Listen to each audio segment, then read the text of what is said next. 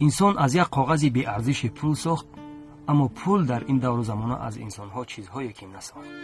همین است که میگوید هم پدر هم مادری ما پول شد، هم برادر خواهر ما پول شد. مهر آدم ها زی آدم دور شد، آدمی بی پول به چشم بی نور شد. بسیار خوب گفته است.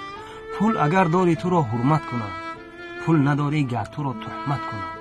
پول چه شیرین بوده است که دایما از پیش بیداری و غربت کنند. اما ما دست به دعا می‌برداریم، طلب آن را میکنیم که ای خدایا بندگان را عقل ده، وقتی مردن یک کفن را نقد ده، چون که دانند دوست جانی پول نیست، دوست جانی را به ما در اصل ده. برای آن نفرانی که اینقدر به مال دنیا دل بسته‌اند، یاد دو مصرع شعر است که میگوید پول دنیا دستگیرت نیست روزی ماجرا، مال و ملکت از سرت ماند، دلی را پاس دار. السلام علیکم.